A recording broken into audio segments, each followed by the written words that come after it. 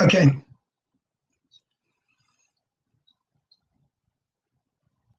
Hello, everybody. This is Greg Griffin, Pastor Greg Griffin. Good morning, good evening, good afternoon, wherever you may be at in the world. My name is Greg, and I'm an addict. Just want to let everybody know this is about the third week. I am going to be coming at you guys live every Wednesday evening at 6 p.m. Pacific time. And I hope to give little talks about different facets of recovery. Last week, I shared a little bit about relapse prevention, a little bit about the emotional and the physical cues that can leave us feeling vulnerable or at a risk of relapse. So tonight, what I would like to do, guys, is I would like to share some coping strategies with you, where I can go over some ideas, some thoughts, some proven methods of things that you can use, maybe go-to moves, if you will, or a tool in your tool belt, if you will, on how you can handle triggers as they come to get you out of that frame of mind. Okay, before doing so, folks, I would like to share my story with you a little bit. If you haven't heard my story, back in mid-February on the Magical Road to Recovery, my brother David Griffin and his lovely wife Leslie interviewed me, and I think it's an hour and 30 minutes, hour and 29 minutes, but it should be somewhere there on my brother's Facebook page. You can find it. So anyways, my name's Greg, and I'm an addict, as I said. I first started using drugs and alcohol. I guess I first started using marijuana. So I wasn't even really considering myself using drugs and alcohol at the time I tried it. It was the summer between my junior year and my senior year in high school. And it just really, really put things off and running for me in my life. And, the misery that my drug addiction took my family and friends and people that care about me today in my life. Anyway, so I smoked some weed in the summer going into my senior year of high school. I was a track athlete and a wrestler. I started competing in sports at an early age. As our middle brother, my brother David and my middle brother was maybe about almost 2 years older than me, 1 year and 10 months. And I wanted to beat his butt in anything I possibly could. So it really set the tone for me at an early age as far as training and the different sports. Actually, I followed in the sports that my brother did, wrestling and running. And anyway, so what happened I was having a conversation with my brother and David, and I was talking to him, and he was asking me some questions. And he asked me kind of what set that ball off as far as, the comparison or the thinking that the adrenaline or that euphoric feeling that I would get when I would run a personal best time, or I would win a wrestling tournament and I was on the top step there and having the medal and the little olive branch have you put on my head. Once I finished high school, that stuff was off the table for me. And so I think drugs started filling that void for myself. So it started with marijuana. After high school, then I started dabbling in other stuff. I mean, you're around some people that, have marijuana and pills and stuff like that. You open the door to a whole different subset of friends and to just new environments. So I started with doing a little bit of speed. I did a little bit of meth. I snorted a little bit of coke. Really, really liked it a lot. I liked the way that it made me feel. Too much, obviously, as the story goes on. And along with my drug use, there started becoming legal issues. So it started out, you get in trouble, you get put on probation for a year, then got into a little bit more trouble, and 6 months in the county jail and a year in the county jail. So anyways, the ante started going up as I got older and I started using more and more. I ended up going to Nevada in 1984, the state of Nevada, and I ended up over a weekend writing a series of checks that weren't my checkbook. It was my checkbook. They weren't my checks, but I wrote a series of checks over a drunken 2-day weekend. There are 8 checks to be exact. And what ended up happening, what I did was I was a clever addict, or so I thought. I wrote a check because I couldn't cash me the cashier's cage. We'd already kind of burned that thing out. So the genius that I am, I wrote a check to check into a suite at Caesar's Palace for 4 nights, wrote the check, $200 a night, $800 for 4 nights. That evening, I'd go down at 3 a.m. I have an emergency in my family. Hopefully, I'm not like cluing people in how to be a better criminal. That is not my intent. So we check out and I get the $600 cash back. So anyways, as it had it, of course, I was drinking, gambling, and before I know it, the gig was up. Security surrounded me, arrested me. I went to Minden County Jail right outside of Lake Tahoe. And I did not know the seriousness or how much trouble I was in at the time. So anyways, once all the smoke cleared and I had these 8 checks, I met with, the public defender and all that. And I had an arraignment of my court date and stuff. And the public defender said, well, Greg, he says, they're offering to see if you'll plead guilty to 1 check. The thing is in the state of Nevada, each check that I wrote over that weekend, each check carried 1 to 10 years in the state penitentiary in Nevada. I pleaded guilty to 1 check and they ended up getting 5 years in the penitentiary. And that is really kind of the beginning of my criminal life there. You go in today's world. I work right now. I work in the drug and alcohol field. I have for the last 21 years. I'll get into that a little bit in a minute. But as time goes on, and you go to prison and you start hanging out with different people. You learn. As far as our justice system goes, in my opinion, there's just so much money being spent. Prisons are big business. Prisons are in business and they're big business. They make more money having you locked up there than the county would be spending or the state would be spending on you to go to drug treatment program, which is what should really actually be happening. So anyways, did that prison time, came back to California. I went into a drug program, stayed there 6 months. My brother David helped me get in from prison. Stayed there 6 months. I thought that I had a grip on things, but I didn't. So anyways, I got out of the program, had to go back and report to Nevada from the parole that I had. And when I went up there, never reported, and things just really got off and running. Living in Las Vegas, I loved it. I loved the action. I liked the excitement. Like I said earlier, I'm an adrenaline guy. And so everything, it was just perfect for me. So after a year and a half up in Nevada, a friend of mine who was a heroin addict, didn't really know too much about heroin or heroin addicts at the time, was introduced to heroin.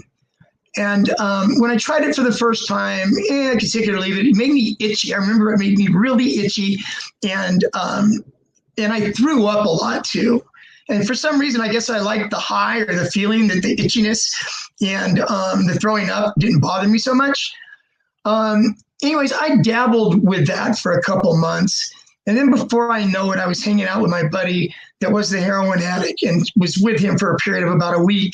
And it didn't take me but a week before I got a heroin habit, which was the beginning of really my downward spiral in my life. While I was addicted to heroin, being a heroin addict is hard work. Where I work at today in a substance abuse program that I've worked in for 21 years, I have clients that come in and, heroin is still a pretty popular. Oxycontins, we call them oxys or roxycodones, heroin are still a really, really rampant drug of choice around here. And the sad thing about it is I don't know if folks are aware or not or have been following what's been going on with opiates and heroin in the world. But now they are actually taking the heroin and they're cutting it with bits of fentanyl in it to make it stronger, to get people hooked. And what's happening is a lot of folks are overdosing and dying behind it. Before I looked into this, when I heard about the fentanyl, I was thinking, well, doesn't the fentanyl cost more or than heroin does? So come to find out, I looked into it a little bit, and what happened is the cartels down in Mexico, one of the head of the cartels hired this chemist to train a couple of our tail buddies that, that was into a little bit of that kind of stuff, how to cook up and make fentanyl.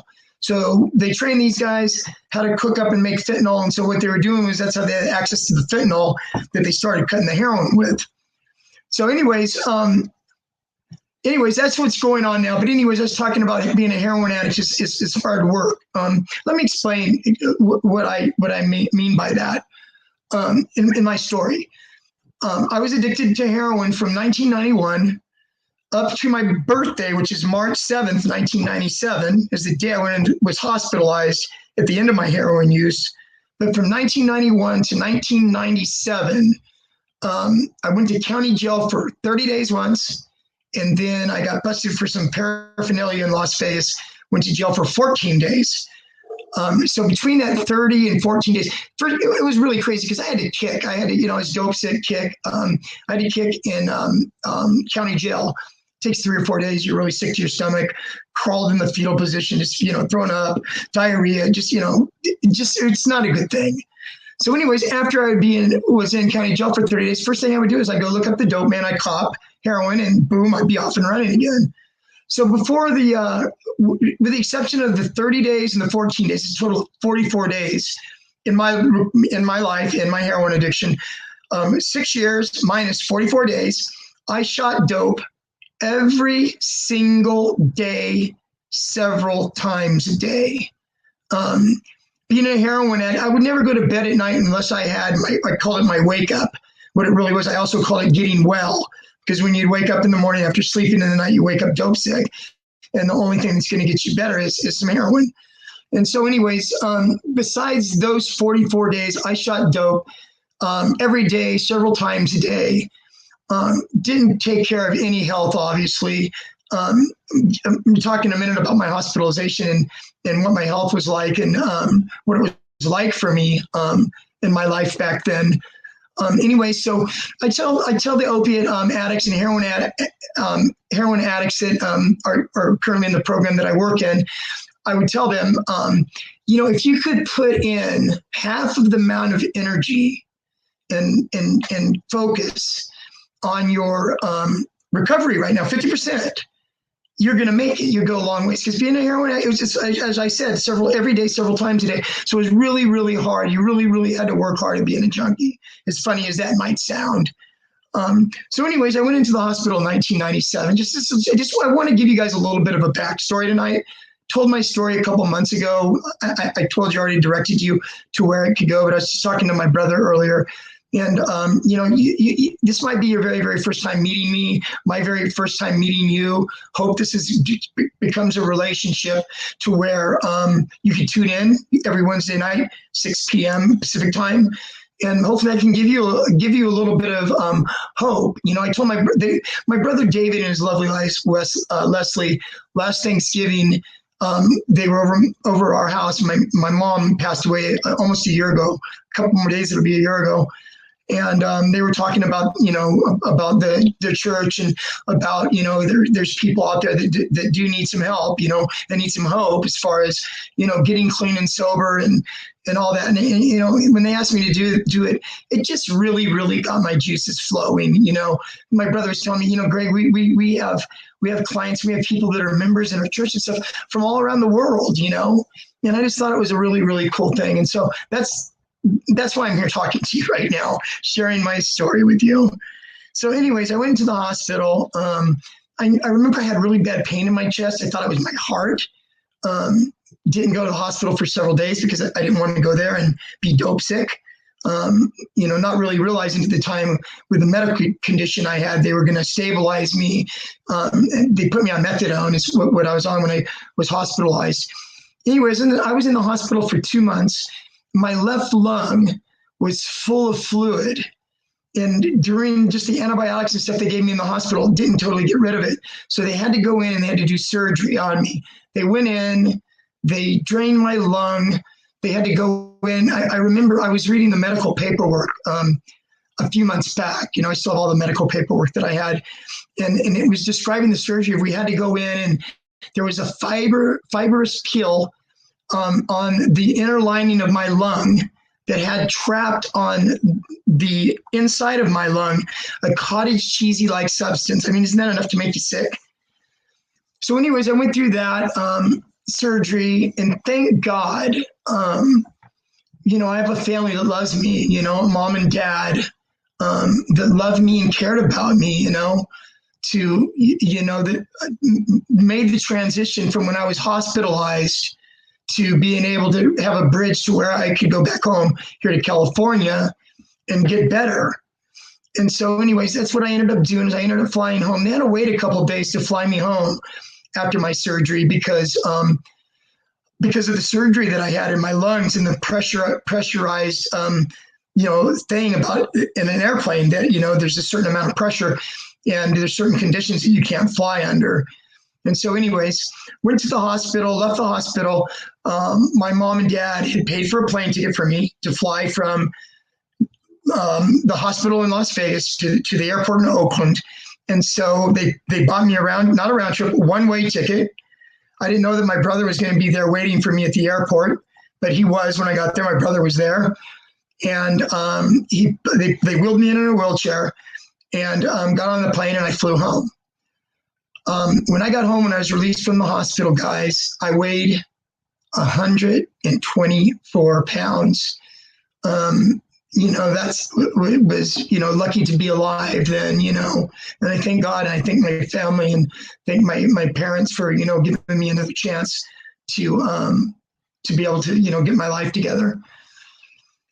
Anyways, once I got home, my mom strategically placed this flyer that came in the mail maybe a couple of months after I got home. It said "Celebrate Recovery" on it.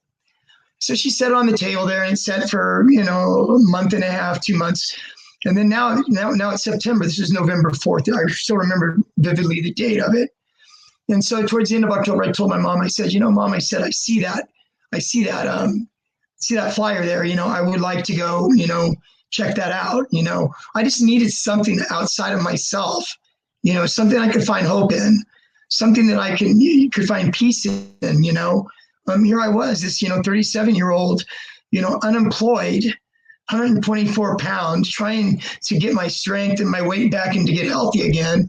And all this time that I'm back home, I'm thinking I'm coming back home to get my strength back, get back on my feet so I can go back up to Las Vegas again and hang out, start shooting dope again. Can you imagine that? 124 pounds. So anyways, thank God that, my mom put that there and that she came with me originally to go to Celebrate Recovery. And, it was a wonderful thing. When Mom came for the first time with me, she was going to support me in getting my help. And little did she know she was going to get her own help too. They had groups that obviously I was in the chemical dependency group. They had a sex addiction group. They had a codependency group, which my mom went to the codependency group. And so anyways, we did that. And so I started getting better. I started building my faith in God, and started finding a purpose in life. So, it was a wonder. It was a good decision to do that. And as I got better, and as my mom, she started making friends at the church, and I met a lot of friends at the church, and it's a really, really, it was a really, really positive thing. In a minute, when I share tonight, guys, when I share a little bit about relapse prevention and coping strategies and stuff, I'm going to go into some coping strategies. There's a lot of talk like call a friend or call your sponsors in 12-step meetings. I'm going to go into a little more detail of that when I talk about 12-step meetings. I talk about 12-step involvement and fellowship.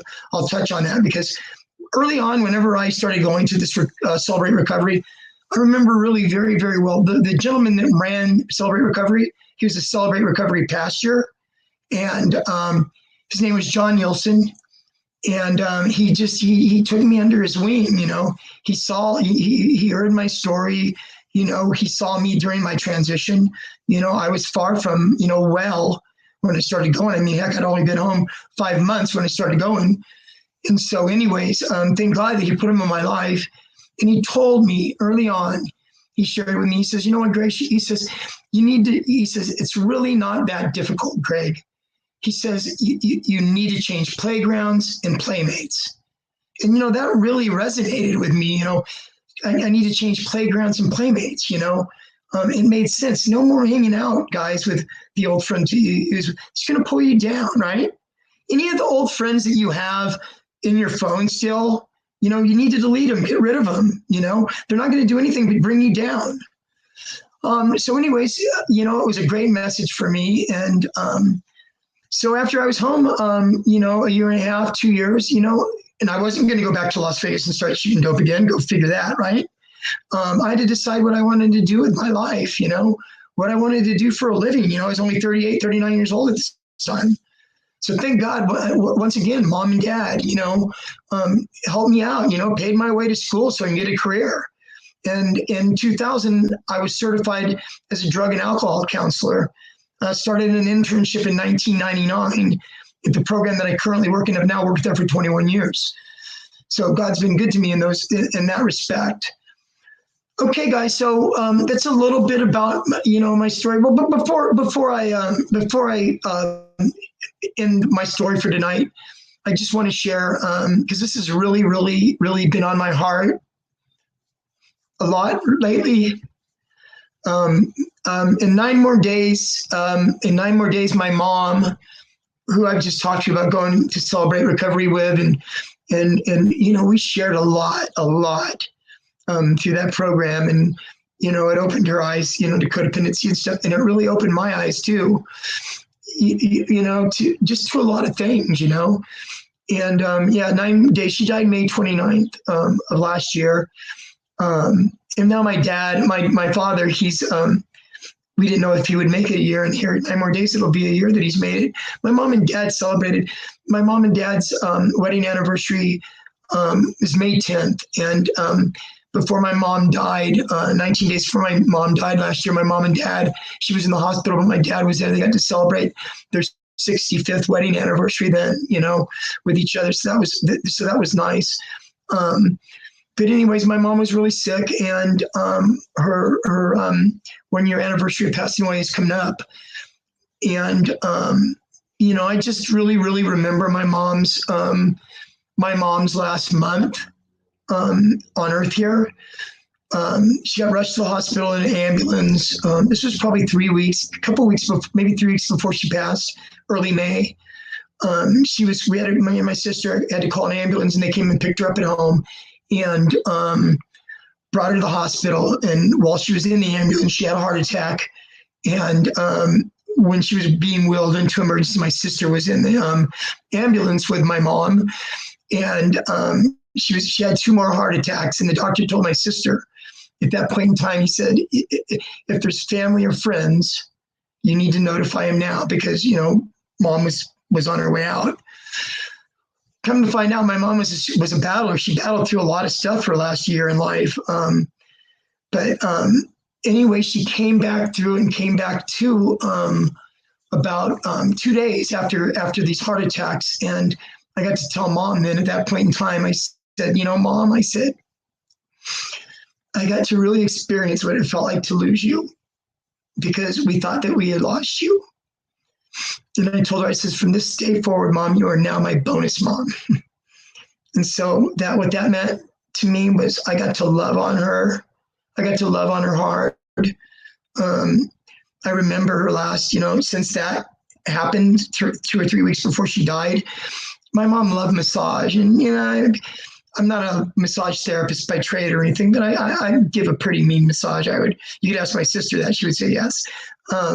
But I was at the hospital every night, and I'd give my mom a shoulder and neck massage and upper back massage, And one night I missed my little girl, my not so little girl anymore, Lindsay. She graduated, I don't know, maybe a week or 2 before my mom passed. And so I didn't end up going to the hospital that night. And my sister was sure to remind me that next morning, Mom was wondering where you're at, because she wanted her massage. And so it was touching. Anyways, guys, that's my little bit of my story. Okay, so now I want to go into, let me see here. Now I want to go into relapse prevention. We're talking about relapse prevention. Last week I shared some triggers and stuff with you about what a trigger is and coping strategies. Let me give you a definition of a couple definitions of a relapse. A relapse is the act or instance of backsliding, worsening, or subsiding, or a reoccurrence of symptoms of a disease after a period of improvement. So basically, guys, it's like cancer, you know. Drug and alcohol use, we have found through time and studies and stuff, is a brain disease. So it's not unlike asthma. It's not unlike cancer. It's not unlike diabetes. It is a relapsable disease. So sometimes, does everybody relapse? No. Matter of fact, statistically, between 50 and 60 people, 50, 60% of folks that get into recovery decide they don't want to use drugs and alcohol anymore and go down that path of not using it again. 50 to 60 people experience relapse. Just a little statistic for you. Okay, so of relapse triggers, there's both emotional and physical triggers. So for emotional, let me just use this acronym for you. It's easy. If any of you know anything about recovery or AA, you'll recognize it's called HALT, HALT. It stands for don't ever get too hungry, don't ever get too angry, don't ever get too lonely, and don't ever get too tired. Okay, so I'm going to take each of those, just quick, brief thing about it. Don't get too hungry. So what does that mean? What that means is that when we're in our addiction, obviously, most of us, like 90% of us, I would venture to say, don't give a crap about our nutrition or about eating even. Go figure, right? How do you think I got down to 124 pounds? You know, there wasn't much eating going on here. I used to tell my friend that I was with, I would get up in the morning, I'd drink a 40, and then maybe I'd drink another 40 in the evening. And I say, well, it says on the bottle here, 40 ounces, 890 calories or something. You know, that's just how my sick mind was over that. So anyways, you know, what it's basically saying is we need to start paying attention to nutrition while we're in recovery. Don't ever get too angry. Now, this one right here, anger is probably the most biggest trigger and reason for relapse. You know, angry is just, it's just, you know, there could be healthy anger and then there could be inappropriate anger.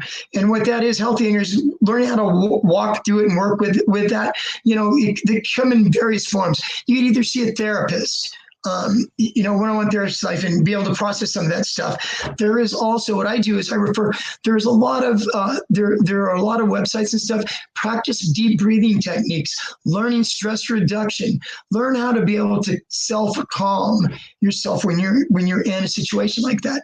Don't ever get too lonely. Loneliness is a really big thing in recovery. And let me tell you why.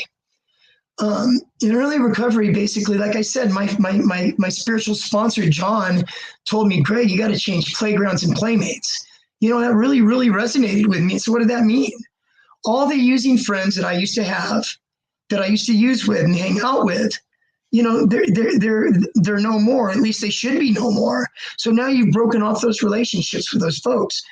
So anyways, and then on the other side of that coin, you have your friends that you had before you started using drugs and alcohol. And you have family too that you had during the time you're using and not during the time that you're using. And so you think you're going to go back to your friends before your addiction, but only to come and find out that they're not ready to take you back right now.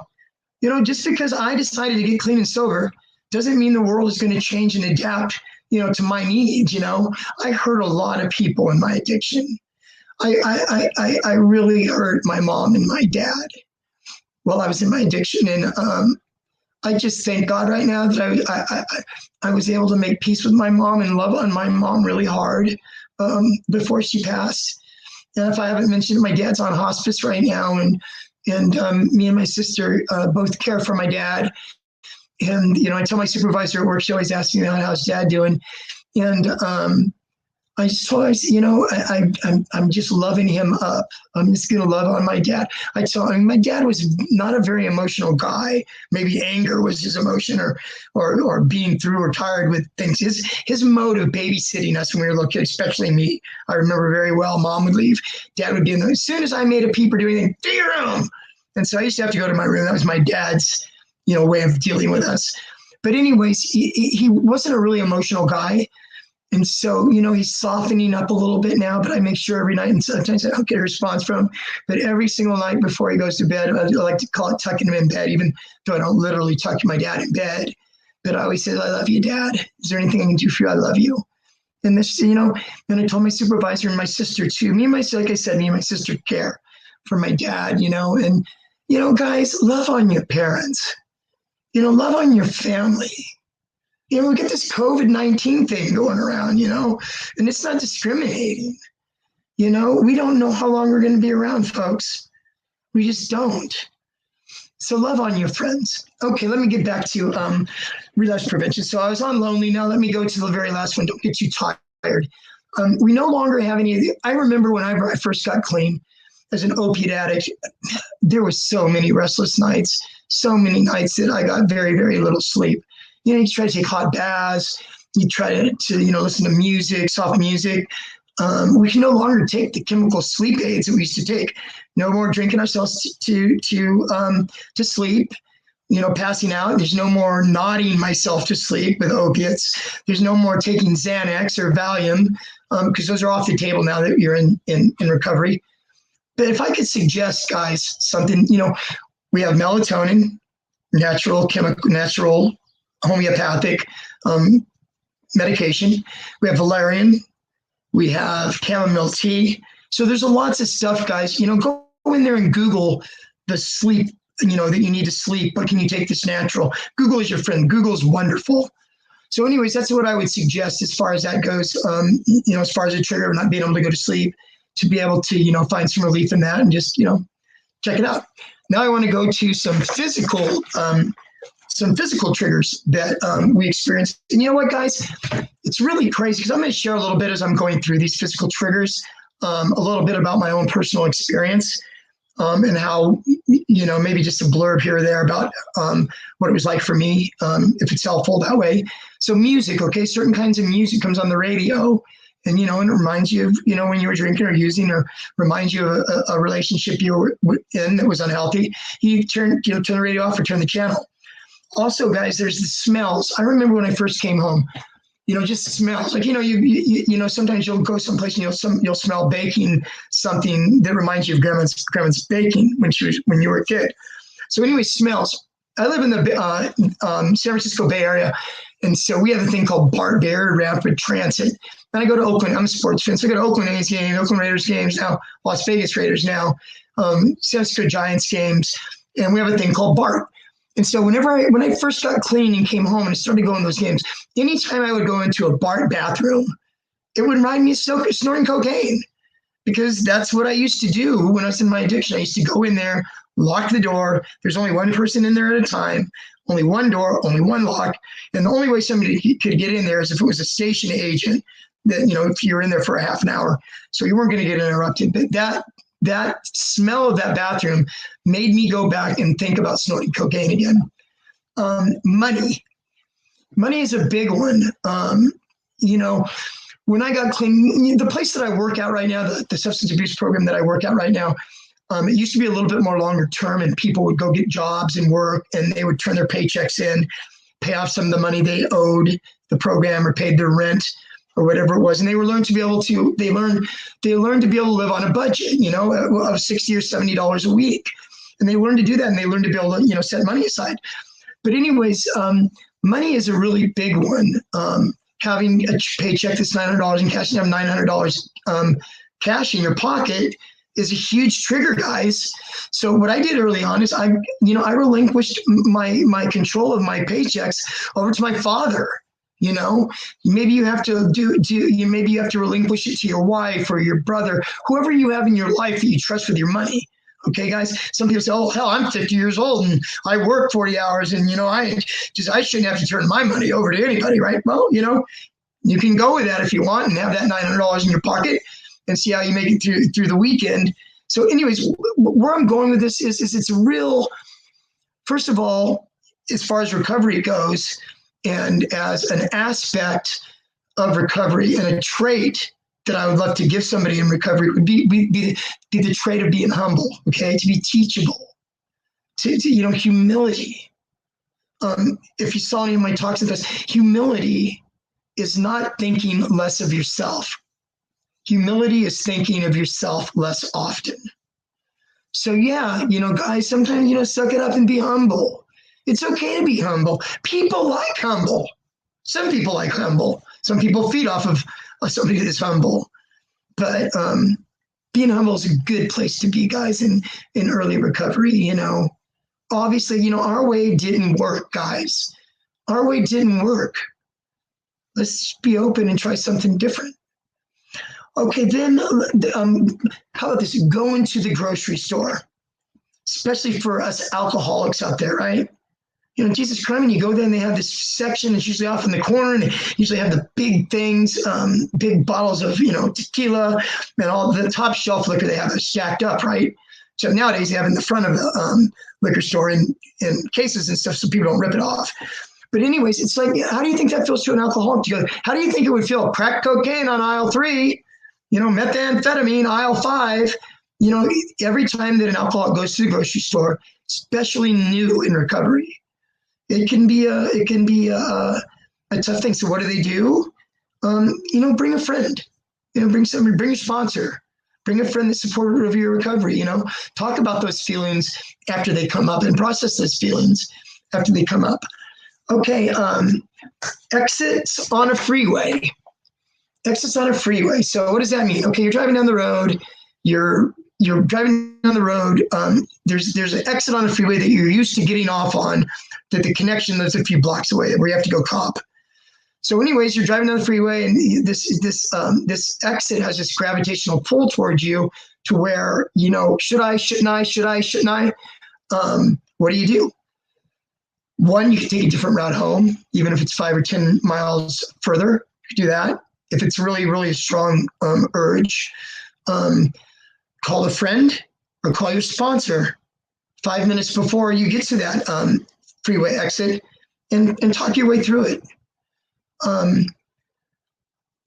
One last physical trigger is, and this was really a trip because I experienced this. And when I experienced it, I experienced almost 3 years into my recovery. And God, I was surprised how strong of a pull it was on my heart and my mind. And in 1999, I told you I just went to school and stuff and get certified for my drug and alcohol, you know, certification. And I had to go up. It was a Saturday morning at 8 a.m. So what I did is I drove to Sacramento. It's about a 2-hour drive from where I live, and got a motel room for the night so I can get a good night's sleep, wake up, be able to go get a jog in the morning, be clear-headed to get my coffee, bam, go over to take my test. Checking into the motel room, guys, getting my key at the front desk, I started feeling it then. And then when I got to that room and I opened the door to that motel room and I walked in, it brought it all back for me. First time in a motel for me since I was shooting heroin. So as soon as I walked in the room, it reminded me of closing the curtains, pulling out the spoon, putting the dope on the spoon, putting water on it, cooking it, pulling it up and slamming it. And I had to walk through that, you know, You know, my supervisor that I work with, we both studied and took the test together. So she had her own room though. And so after we checked in and stuff, when we went out and had dinner, I told her what's going on for me.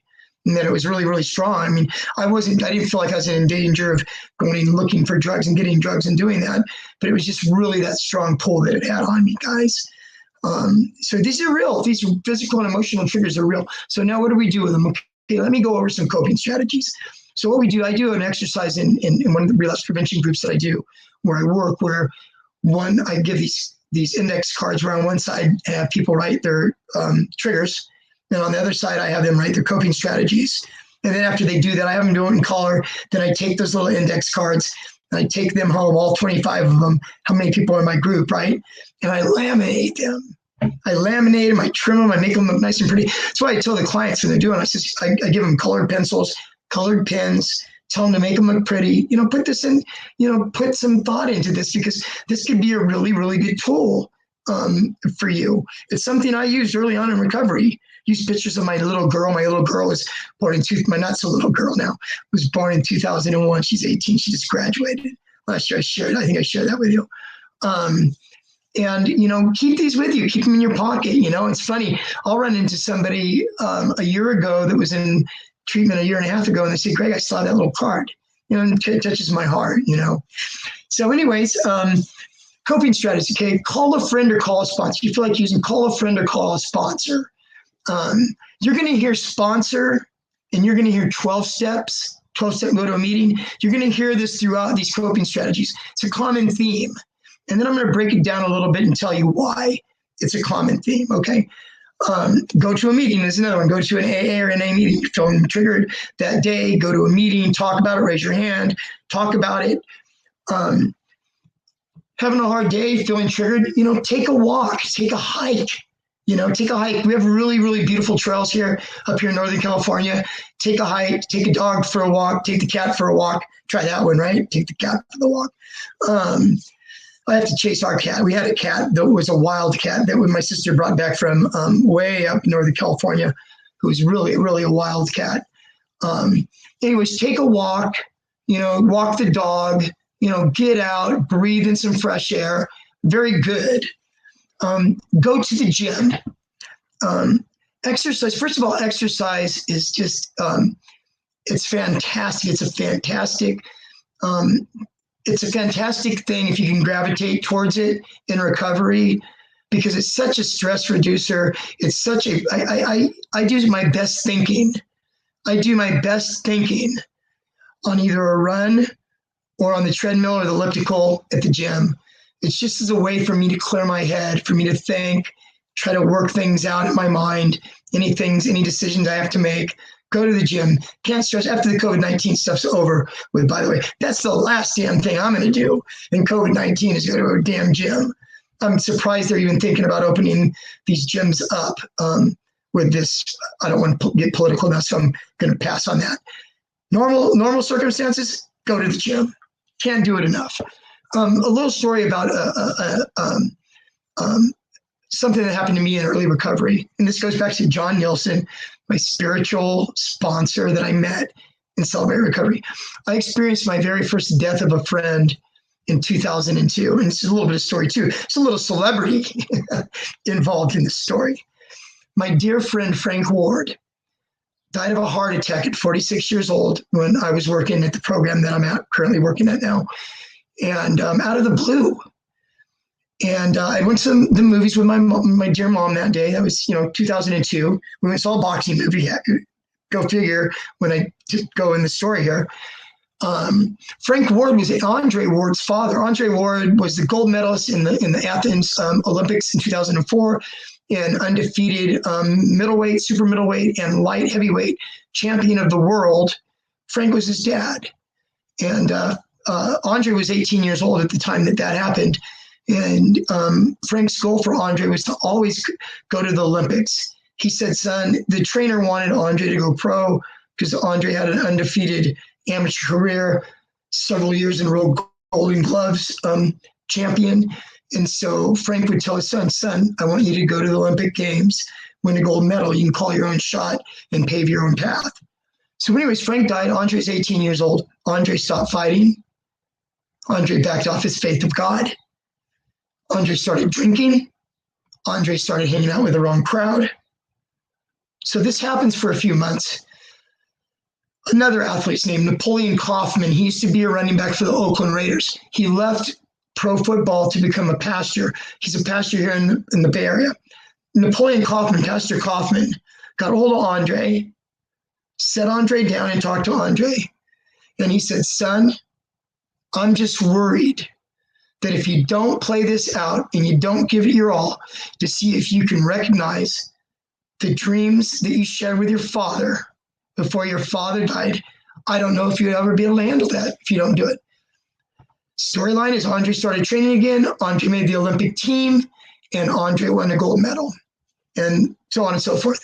Frank's death, I get called that afternoon that Frank died. My friend Frank died 46 years old. Of course, that's a shocking thing at that age.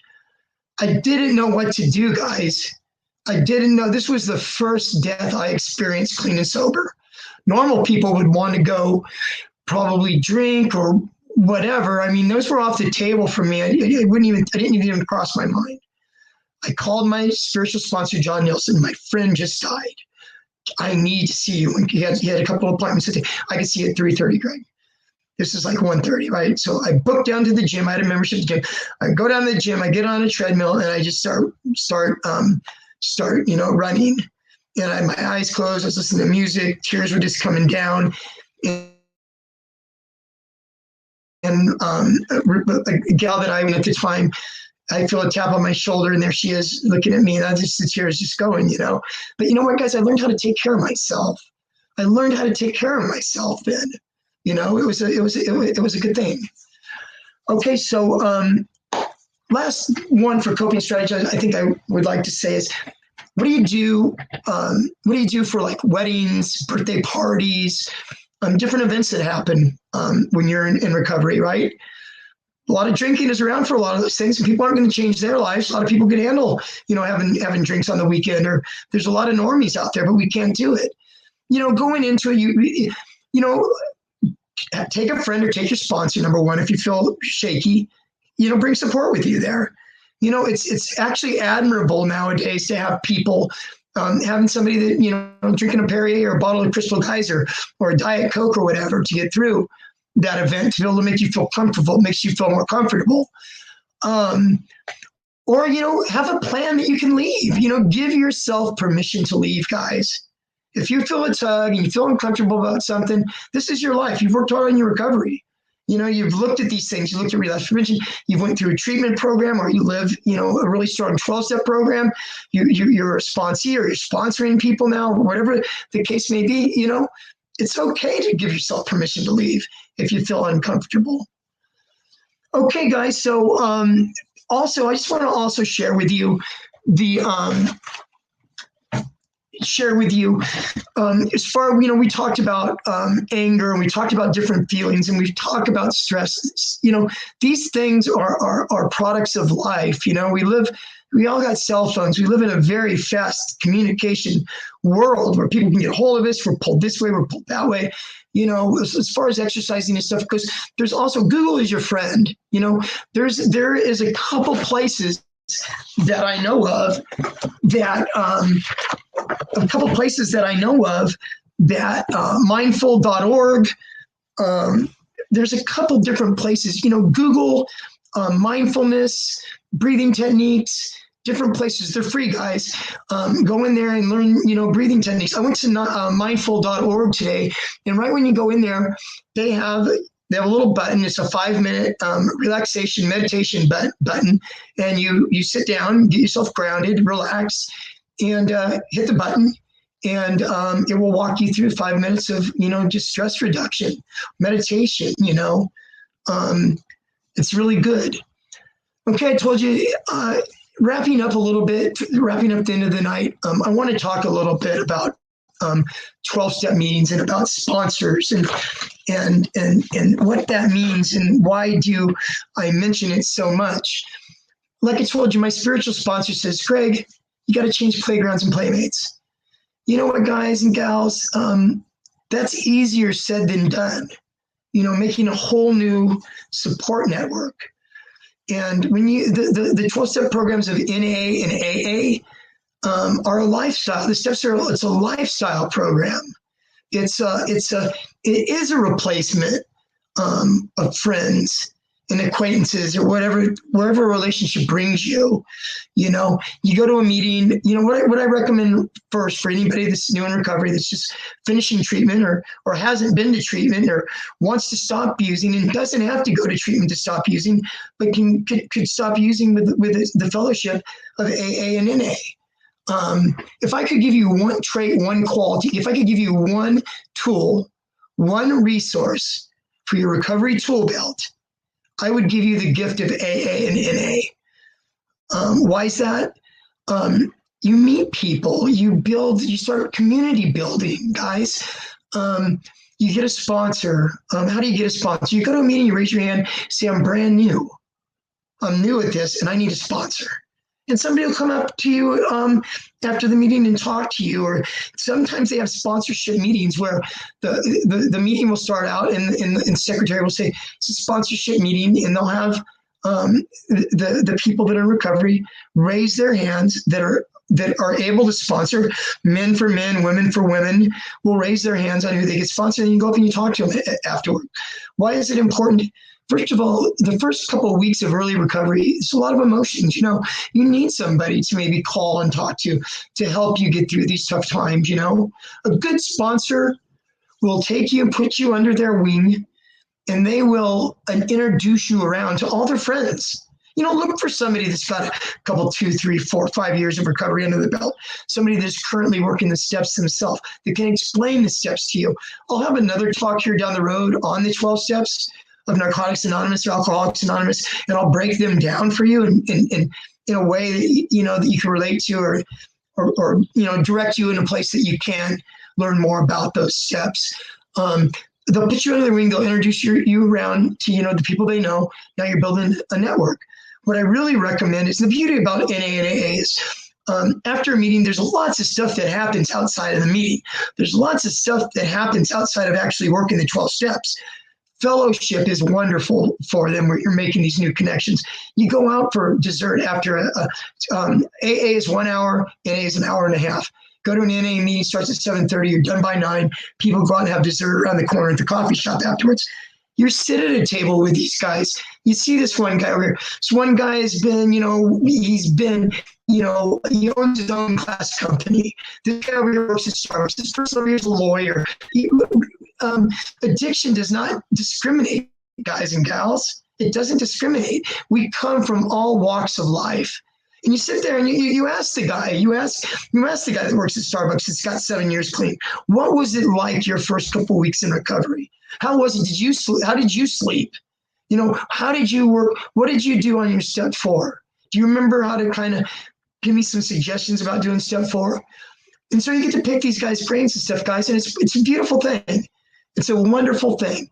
Also to mention that they have in 12-step meetings and stuff, they have clean and sober softball leagues. They have clean and sober dances. They have bowling leagues. They have all kinds of fun stuff, guys. So anyways, I would love for you to try going to a 12-step meeting, and I would love for you to share it with me down the road at another talk that I give. You write something in the comments. I would really appreciate it. There's a comment here in the comments section. I'm going to read it real quick. This is wonderful. I love that. I really, really appreciate that. It's sent by unknown, but I really, really appreciate. That comment. Okay, guys.